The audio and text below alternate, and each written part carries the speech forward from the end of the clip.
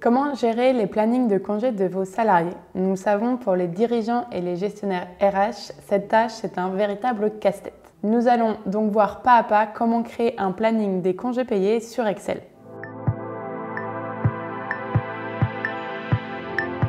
Ok, donc la première étape, c'est d'ouvrir un logiciel de tableur comme Excel ou encore Google Sheet. Pour ma part, j'utilise Google Sheet qui a l'avantage de stocker toutes les données sur un cloud. Donc, vous avez votre feuille de calcul. On peut commencer par la renommer « Planning des congés 2023 ». Cette première feuille de calcul, elle sera utilisée pour afficher les plannings de congés des collaborateurs. Donc, on va pouvoir la renommer aussi « Planning 2023 ». Je vous propose de créer une autre feuille pour créer les départements de votre entreprise dans lequel travaillent vos salariés. Donc ici, département, et vous allez lister tous les départements, donc par exemple marketing, finance, RH, vente ou encore informatique, selon votre entreprise. Retournons du coup dans le planning 2023 sur cette feuille-là, et là je vais me diriger dans la ligne 9 de la colonne A pour ajouter les départements. Donc, ici, on va aller chercher les départements qu'on a créés dans la feuille juste avant en faisant Données, validation des données. On se rend dans notre fiche département et on choisit nos 5 départements comme ceci, enregistrer. Et donc, on va retrouver chacun de nos départements créés antérieurement pour du coup ajouter ensuite les salariés et là où ils travaillent. Donc vous pouvez étendre cette sélection selon le nombre de salariés que vous avez.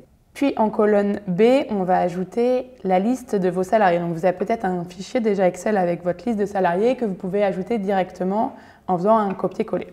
Moi, je n'en ai pas, donc je vais les créer à la main. Louise, Marie, Raphaël, Denis, Marianne, etc., etc. Dans la troisième colonne, la colonne C, on va décréter que ce sera le nombre total de jours de congé. Donc, total de congés. La colonne D, ce sera le nombre de jours de congé utilisés. Donc, congé utilisé. Et enfin, la colonne E, ce sera le jour de congé disponible. Ensuite, il va s'agir de créer le planning sur toute l'année. En commençant par la colonne F, on va avoir le mois de janvier.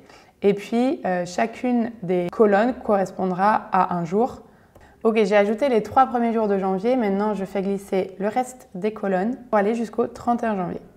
Il suffit de faire la même chose pour tous les congés de l'année, donc jusqu'au 31 décembre. Je vais commencer par rétrécir mes cellules.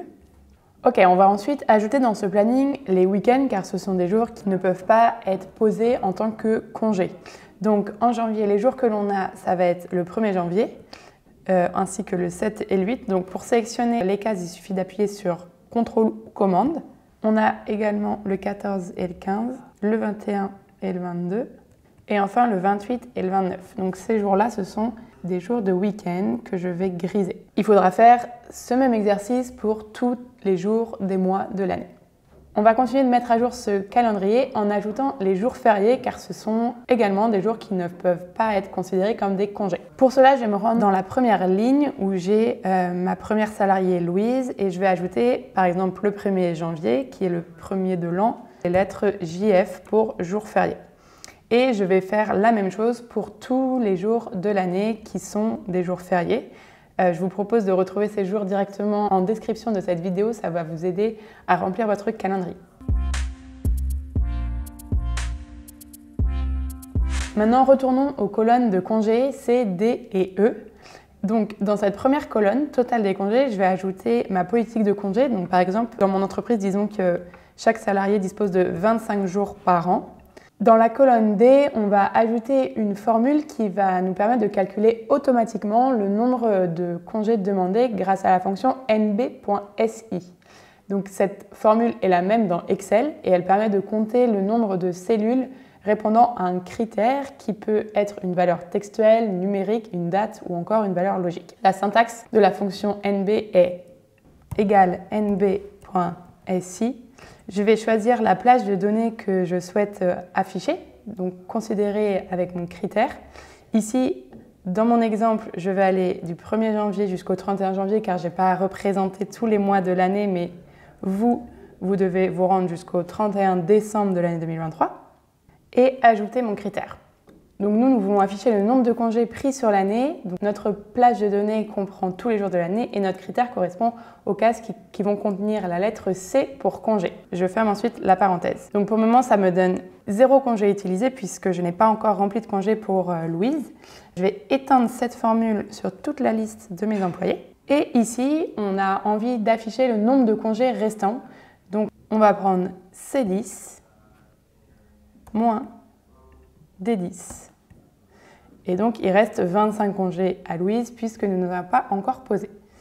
Et de la même façon, on l'étend pour toute notre liste d'employés. Maintenant, imaginons que Louise me demande de poser 10 jours fin janvier. Il suffit de revenir sur les cases des jours demandés et d'ajouter la lettre C, puis de faire glisser. Donc, j'ai posé 10 jours de congé à Louise et on voit que cela se met à jour dans la colonne des congés utilisés 10 et puis il ne lui en reste que 15.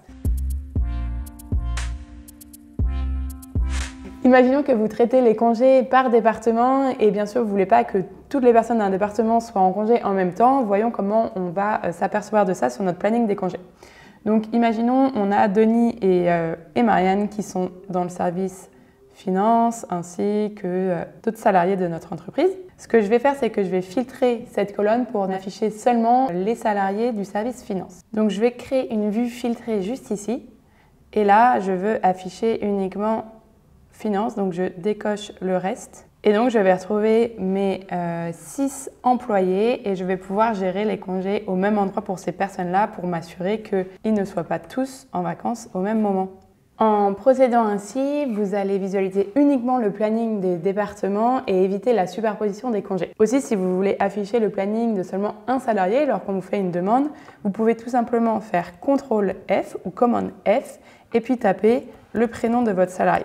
Vous allez pouvoir visualiser les congés qu'il a déjà pris dans l'année et ainsi ça va vous aider à accepter ou non ses prochaines demandes de congés. Pour aller plus loin, nous vous préconisons d'ajouter également les déplacements professionnels, le télétravail, les arrêts maladie dans ce planning et vous pourrez ainsi visualiser toute l'année les présences ou les absences de chacune des personnes de votre équipe.